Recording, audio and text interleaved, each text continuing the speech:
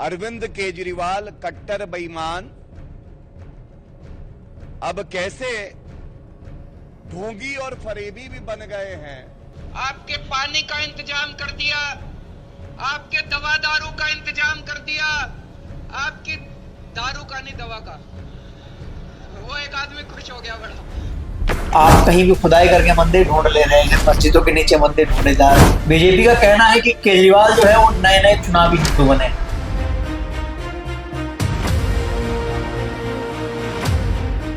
नमस्कार, आप देख रहे हैं भारत लोक और ये है हमारा नया शो जो कि दिल्ली चुनाव के ऊपर शुरू किया गया है और शो का नाम है दिल्ली का चुनावी सर्कस।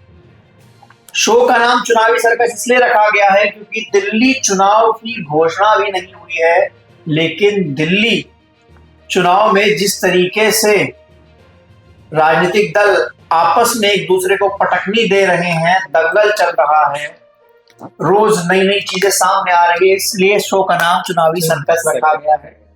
और शुरुआत करते हैं इस शो की। तो ये मेरे साथ मेरे सहयोगी सैफ हैं। आज हम कुछ जो दिन भर की 2 दिन की जो खबरें हैं दिल्ली चुनाव की उसको लेकर चर्चा करेंगे।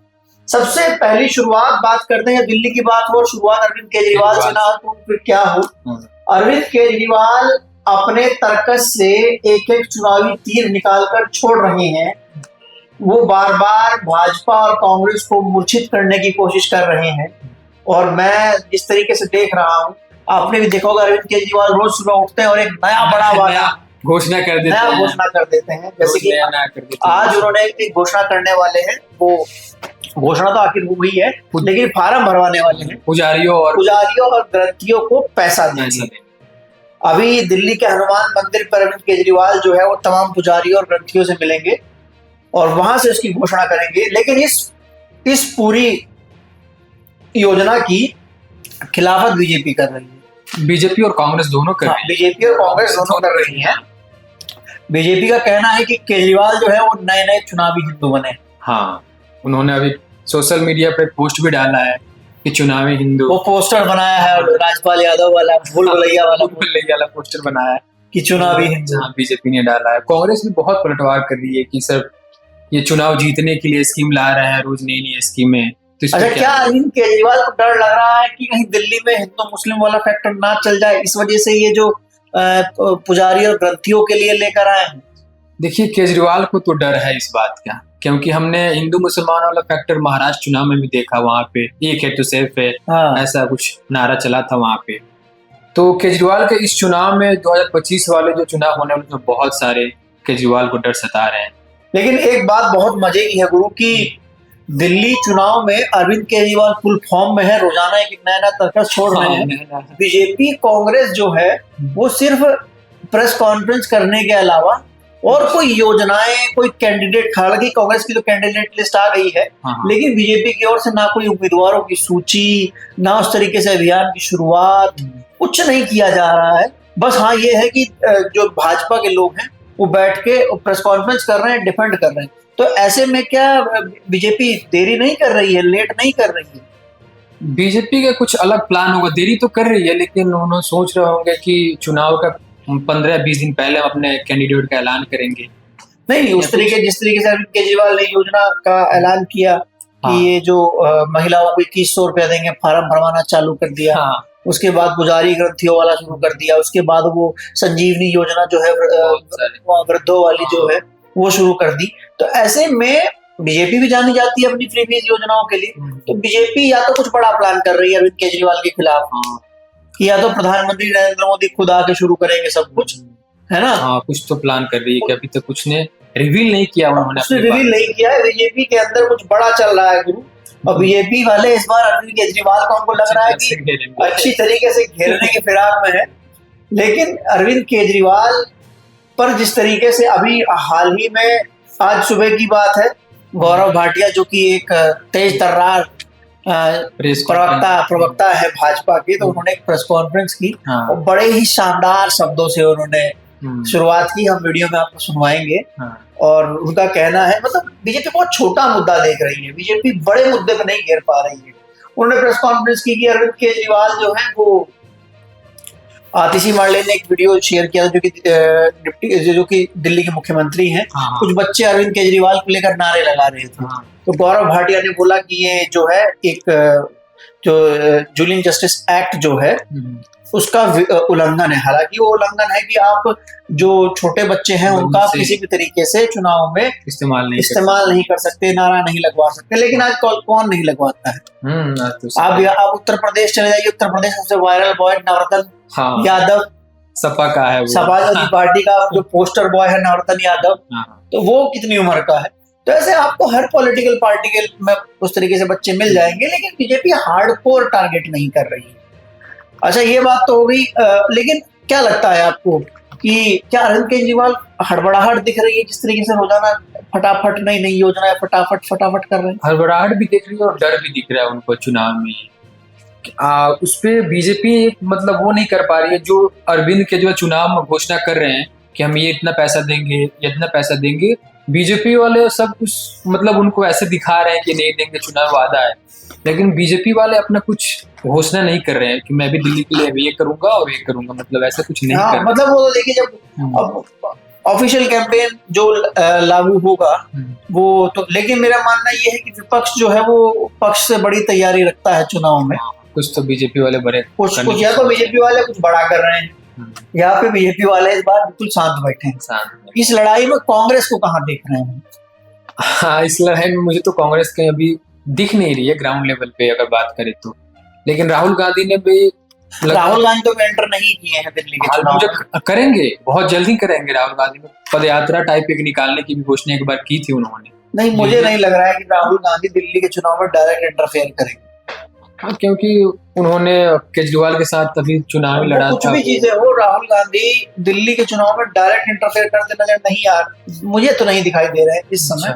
आगे कर सकते हैं वो बात अलग है, है ना? क्या या फिर क्योंकि दिल्ली में तो जो फेस है वो फेस संदीप दीक्षित को बना दिया गया है। शीला दीक्षित के बेटे, दिल्ली की पूर्व मुख्यमंत्री जो रही हैं, उनके बेटे जो संदीप दीक्षित हैं, वो शीला दीक्षित के गवर्नेंस फेस के ऊपर वो फेस बनाया गया है। लेकिन आम आदमी पार्टी बड़े गजब तरीके से लड़ रही है रोजाना। अब वो देखते हैं पोस्टर्स जो आते हैं दोनों पार्टियों की तरफ। अभी अरविंद केजरीवाल का ट्वीट था, मैं ट्वीट पढ़ के सुनाता हूँ। बहुत बेहतरीन ट्वीट अरविंद केजरीवाल किए हैं, मैं वो पढ़ के सुनाता हूँ। अरविंद केजरीवाल लिखते हैं, आज कैनॉट प्लेस स्थित हनुमान मंदिर में अपनी पत्नी के साथ पुजारी गिरती सम्मान योजना का शुभारंभ करूंगा। आतिशी जी करोल बाग स्थित गुरुद्वारे से इस योजना का शुभारंभ करेंगी, है ना? और दूसरे ट्वीट में लिखते हैं अरविंद केजरीवाल, वो भी आज सुबह 10:30 बजे का है। उसमें लिखते हैं कि बीजेपी वाले मुझे कल से गंदी गालियां दे रहे हैं। जब से पुजारी गिरती सम्मान योजना की घोषणा हुई है, जब से उन्होंने घोषणा की है, तब से बीजेपी वाले गाली दे रहे हैं, ऐसे आरोप अरविंद केजरीवाल लगा रहे हैं। और लिखते हैं कि आगे मेरा प्रश्न है, क्या मुझे गाली देने से देश का फायदा होगा? आपकी 20 राज्यों में सरकारें हैं, गुजरात में तो आपकी सरकार 30 साल से है, अभी तक आपने वहां पुजारियों और ग्रंथियों का सम्मान क्यों नहीं किया?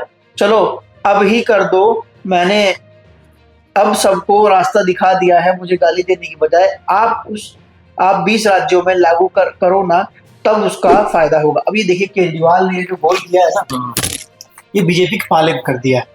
मतलब बीजेपी के पाले में क्या, बीजेपी को इस पर घेर लिया है। भाई बीजेपी की पॉलिटिक्स जो है पूरे देश में वो हिंदुत्ववादी पॉलिटिक्स है, वो हिंदुत्ववादी चेहरा दिखाते हैं, मंदिर की पॉलिटिक्स है, तमाम चीजें।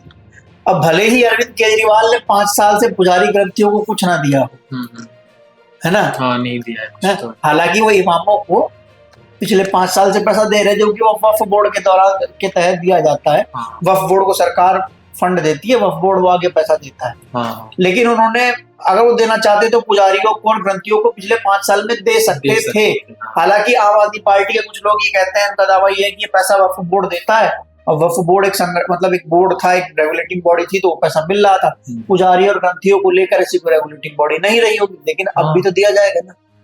तो अरविंद केजरीवाल उसमें भी दे सकते हैं। लेकिन मजे की बात एक और है, इधर अरविंद केजरीवाल पुजारी और ग्रंथियों को पैसा बांटने की घोषणा करें, उधर इमाम उनके घर के बाहर प्रोटेस्ट कर रहे हैं, मुझे नहीं कि हमको तनख्वाह नहीं मिला है 6 महीने से।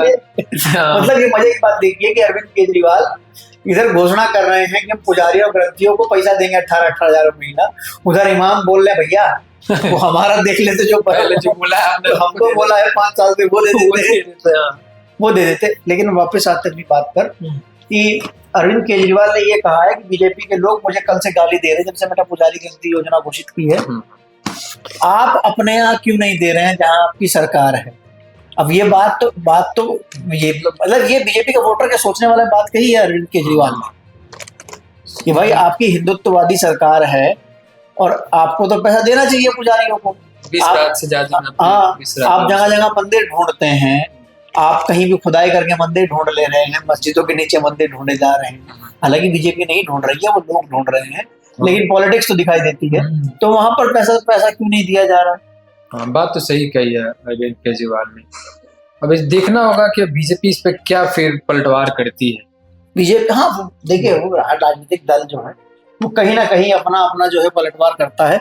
लेकिन मुझे ऐसा लग रहा है, मतलब for my point of view, मुझे ऐसा लग रहा है कि अरविंद केजरीवाल हड़बड़ाहट में, उनको लग रहा है कि क्योंकि इतने बड़ी संख्या में पूर्व विधायक, मतलब जो सिटिंग विधायक थे, उनके टिकट काट दिए गए, उनकी जगह नए लोगों को लाया गया। तो एनडीए गवर्नमेंट सिर्फ सरकार के खिलाफ होती है, 10 साल सरकार को हो चुके हैं, है ना। एक चीज और जो अरविंद केजरीवाल ने योजना की ऐलान किया था कि जो दलित स्टूडेंट्स हैं उनको विदेश में पढ़ाई की जाएगी। हालांकि ये योजना अब दी गई, इससे पहले 2019 में भी एक ऐसी योजना शुरू की गई थी जिसमें ये कहा गया था कि हम 100 स्टूडेंट्स को दिल्ली के 100 स्टूडेंट्स को जो दलित वर्ग से आते हैं, जैसे एससी समाज से आते हैं, शुल्का से, उनको हम बाहर पढ़ने के लिए भेजेंगे। लेकिन अरविंद केजरीवाल ने वो डाटा नहीं दिखाया कितने बच्चों को बाहर भेजे पिछले 5 साल। वो मतलब 19 में उन्होंने 2019 में जो वादा किया, 19 में शुरू की थी वो योजना। हाँ, मतलब मुझे लग रहा है कि वो अभी चुनावी वादा था, ऐसे बोल दिए थे, शुरू नहीं किए थे। तो फिर हाँ, अगर मैं ये मानता हूँ कि अरविंद केजरीवाल इलेक्शन प्रचार और प्रेजेंटेशन में मतलब बहुत सबसे बेहतरीन नेता कहा जा सकता है देश का, और जो उनकी टीम है, अगर 100 में से 90 भी गए होते या 50 भी गए होते तो उनको अरविंद केजरीवाल कैमरा पकड़ के लाते, सामने लाते हैं, देखो भैया हमने इनको पढ़ाने भेजा था, है ना। हाँ।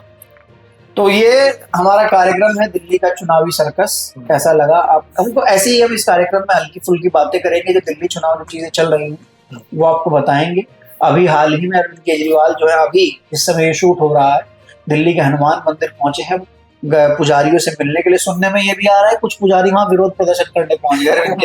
बीजेपी वाले कहीं भेजना नहीं होंगे नहीं, मतलब पुजारियों को 18,000 रुपया नहीं चाहिए, मना कर रहे हैं, हमको नहीं चाहिए। ये पुजारियों को और इमामों की बात हो गई आपस में कि बेवकूफ बनाया जा रहा है हम लोगों को, चुनाव के लिए बेवकूफ बनाया जा रहा है। तो कैसा लगा आपको ये कार्यक्रम? ऐसी हम हल्की फुल्की बातें जो हैं वो चुनाव के, दिल्ली के चुनाव की इस कार्यक्रम में करते रहेंगे, हंसी मजाक करते रहेंगे, ताकि आप भी अपने दिन भर की थकान से निजात पाकर देखें कि दिल्ली के आम चुनाव में, दिल्ली के विधानसभा चुनाव में क्या, अगर आपकी कोई बात है तो हमें जरूर, अगर आपकी कोई राय है, आपकी इस कार्यक्रम में क्या हम सुधार कर सकते हैं, तो अपनी राय जो है वो आप कमेंट सेक्शन में दर्ज करा सकते हैं। तब तक के लिए चलते हैं।